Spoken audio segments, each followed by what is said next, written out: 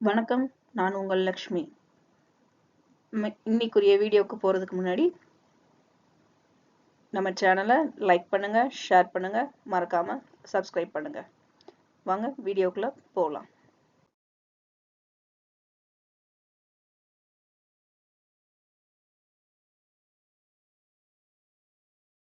இங்க நீங்க பார்த்துட்டு இருக்கிறது நிஃப்டி 50யோட 5 நிமிஷ டைம் ஃப்ரேம் சார்ட்.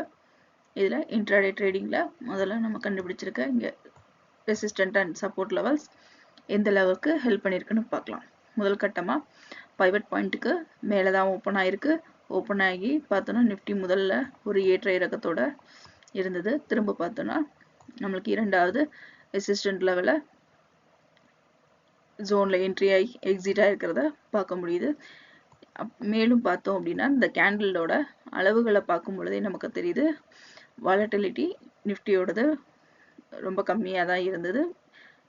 இதுக்கு காரணம் இந்த வாரம் நிஃப்டியோட மந்த்லி எக்ஸ்பைரி இருக்கிறதுனால அதோட வாலட்டிலிட்டி ரொம்ப கம்மியா. ஆனா பார்த்தோம்னா கிட்டத்தட்ட இன்னைக்கு நமக்கு 307 பாயிண்ட்டுகள் வந்து உயர்ந்து நிஃப்டி மூணாவது ரெசிஸ்டன்ட் ஜோனையும் என்ட்ரி ஆச்சு. ஆனா எக்ஸிட் ஆகாம 23,658ல க்ளோஸ் ஆயிருக்கிறத பார்க்க முடியுது. இதுல நமக்கு எந்த லெவல்ல ரீச் ஆயிருக்கு அப்படின்னு பார்த்தோம்னா R1 ரீச் ஆயிருச்சு, R2வும் ரீச் ஆயிருக்கு, R3ல என்ட்ரி ஆயிருக்கு. ஆனா எக்ஸிட் ஆகல. திரும்பவும் நமக்கு ஜோன்ல இருந்து எக்ஸிட் ஆகி, அதாவது கீழ் நோக்கி எக்ஸிட் ஆகி நமக்கு ரெசிஸ்டன்ட் லெவல் 2க்கும் ரெசிஸ்டன்ட் லெவல் 3க்கும் நடுவுல க்ளோஸ் ஆயிருக்கு. இங்க நீங்க பார்த்துட்டு இருக்கிறது நிஃப்டி 50யோட ஒரு மணி நேர டைம் ஃப்ரேம் சார்ட். இதுல 2 சேனல் இருக்கு. இதுல முதல் பெரிய சேனல் வந்து பார்த்தோம்னா நிஃப்டி இறங்க ஆரம்பிச்ச இடமும் மார்ச் மாசத்துல நமக்கு நிஃப்டி தொட்ட லோ லெவலையும் வச்சு இந்த சேனல் ட்ரா பண்ணியிருக்கோம். மேலும் உள்ள ஒரு சேனல் இது வந்து நமக்கு இங்க 5 பாட்டம் எடுத்த லெவலை வச்சு இப்போ நிஃப்டி ட்ரேட் ஆயிட்டு இருக்க லெவல் வரைக்கும் ஒரு சேனல் இருக்கு.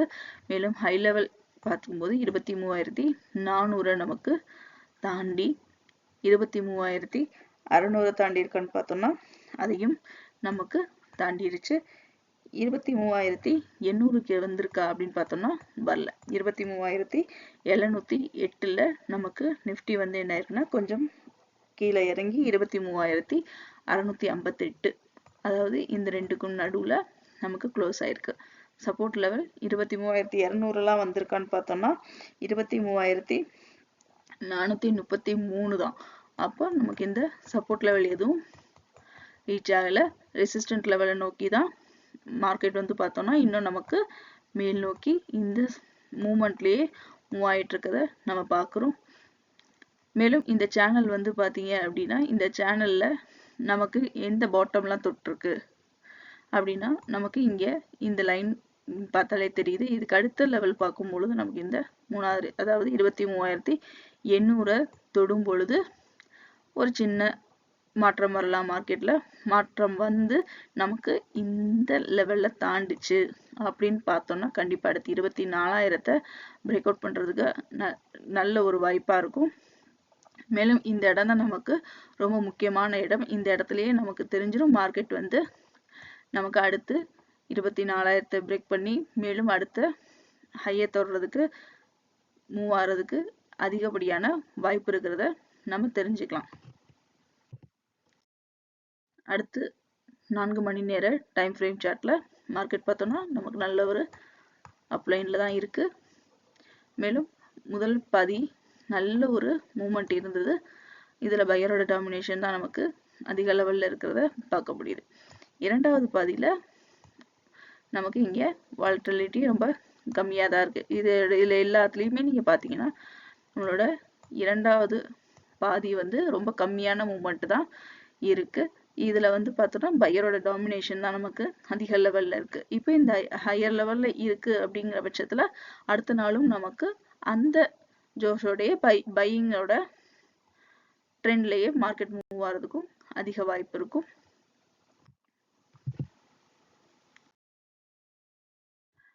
அடுத்து நீங்க பார்க்க போறது பேங்க் நிஃப்டியோட 5 நிமிஷம் டைம் ஃப்ரேம் சார்ட். இதுல நம்ம இன்ட்ராடே ட்ரேடிங்க்கு வச்சிருக்கிற ரெசிஸ்டன்ட் அண்ட் சப்போர்ட் லெவல்ஸ் எந்த அளவுக்கு ஹெல்ப் பண்ணியிருக்குன்னு பார்த்தோம்னா, முதல் கட்டமா பைவட் பாயிண்ட்டுக்கு மேலே தான் ஓப்பன் ஆயிருக்கு. ஓப்பன் ஆகி பார்த்தோன்னா முதல் ரெசிஸ்டன்ட் லெவலான 50,279 என்ட்ரி கொடுத்து எக்ஸிட்டும் ஆயிருக்கு.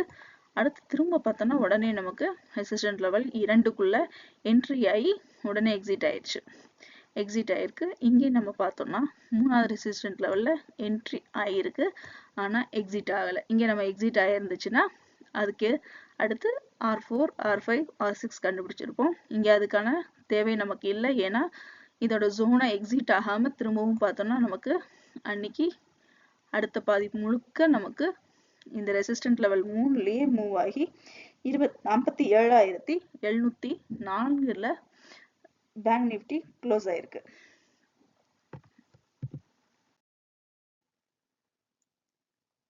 அடுத்து நீங்க பாக்குறது 1 hour சார்ட். இந்த 1 hour சார்ட்ல பார்த்தோம்னா இந்த சேனல் நீங்க ப்ரீ மார்க்கெட் ரிப்போர்ட்ல பார்த்திருப்பீங்க.